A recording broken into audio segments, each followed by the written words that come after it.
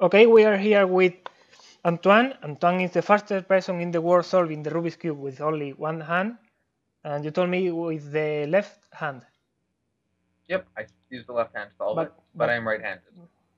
Good point. So Antoine is from Canada. His record is 8.75 seconds. And the second in the world is Felix, whose interview can watch here if you click there. Also, Antoine has a national record in Canada of Pyraminx, Rubik's Clock, and Skew. Yep. Antoine, the first question is very simple. It's always the same for all the interviews. When did you start with the cube? I started back in between 2009 and 2010. At that point, my older brother, who knew how to solve the cube, he taught me how to solve it. And then at that point, I learned how to solve it. And then I was pretty good, but I wasn't that good. But what really pushed me to continue was trying to beat my brother. And then when eventually I was actually faster than him, that's when I was good enough to go to competitions, and then it just continued from there. Cool. So you have you are with the cube about 5 years. Yeah, about 5 to 6 years. And why did you decide to practice one-handed? I'm not quite sure why I decided to practice one-handed. At the beginning, actually, I disliked one-handed solving, and I didn't really want to solve one-handed. But eventually, I think one of my friends, he also cubes, and he was interested in one-handed a little, and so I kind of tried it, and then we had a little contest on who could get a sub-20 solve the first on YouTube, and then at that point, it was the same thing as with just cubing in general, and I just continued from there. Sometimes I think that could be painful for your fingers, no, to practice a lot of one hand. Sometimes my hands hurt when I practice too much. Like actually, right now my left wrist hurts because I did a few too many solves a few days ago, and so right now I can't cube very much because of that. You need to be careful with that. Yeah.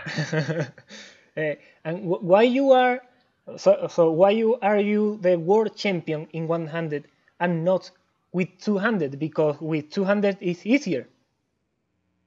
Well, it's just because I practice a lot more with one-handed, and a lot of the algorithms that I learned at the beginning, they were algorithms specifically for one-handed solving. So at first, when I learned OLL for the first time, most of the algorithms I learned were algorithms that were actually good for one hand because I was interested in that. And so my two-handed solving wasn't that good because I used mostly one-handed algorithms, and I put a lot of effort in one-handed solving. And the algorithm you use for one-handed is like two generator and two gen. Exactly. Only with up and right, no, something like this. Yeah, usually I try to use up and right as much as possible. Sometimes they are wedge moves or L moves as well. Cool. Can you solve so fast the cube with your other hand or not? No. When I do it with my other hand, it takes me about 25 to 30 seconds. I'm not good at all compared to my left hand. And what the method you use for one-handed? You say the 2gen, but for example the cross and F2L.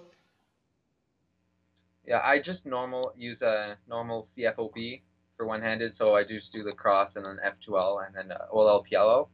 I try to orient edges as much as I can during F2L so that I can end up with a ZBLL or COLL that I might know.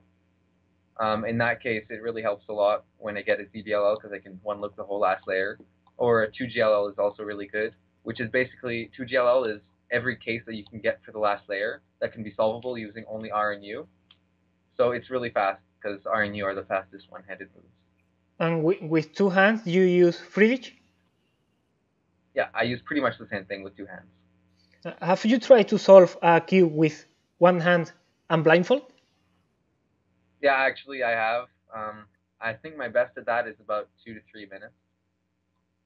But it's not really convenient because I use mostly old Pokemon for one-handed for blindfolded, and it takes like a lot of moves, so it's not very fast one-handed. I suggest you to upload a video doing that. I think I actually have one on YouTube. You have in YouTube your YouTube channel. Yeah, I think I have one somewhere. Mm. So you wrote in a comment in one of my videos saying that the best way to improve is to practice a lot.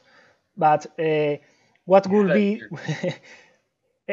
all the cubers say the same, but what would be other advice to improve? Do you mean like specifically one-handed solving or just in general? In general, with two hands. I would say that there's practicing, but there's also knowing what to practice. So really try to evaluate how you solve and try to figure out what are the best steps what are your best steps. Then you can learn appropriate algorithms, or you can practice those particular weaknesses. What's the most important in 3D to improve? The F2L, the OLL, or the PLL? I'd say the F2L is the most important part because it does constitute most of the solve. So let's say you have a 10-second solve, most of it is going to be the F2L. It's going to be like 6 or 7 seconds to do it. And once you improve a lot at F2L, then it helps you with look ahead. And then once you have a good look ahead, it can also help with the last layer. Good. What do you think about the Rubik's Cube in the history of the cubes of the puzzle? Sorry, what?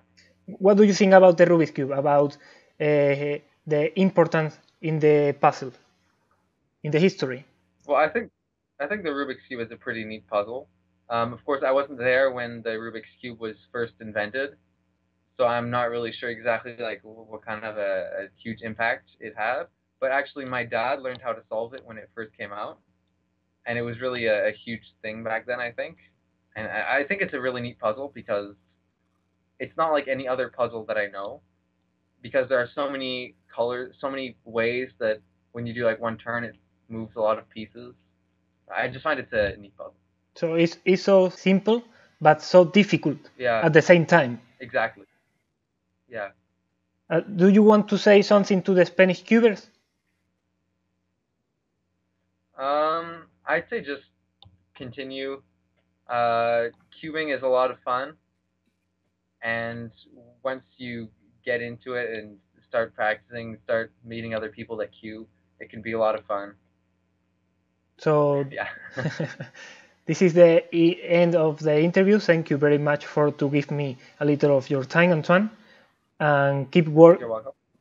Keep practicing a lot, as you say. Thank you. Thank you very much, Antoine. You're welcome. Thank you.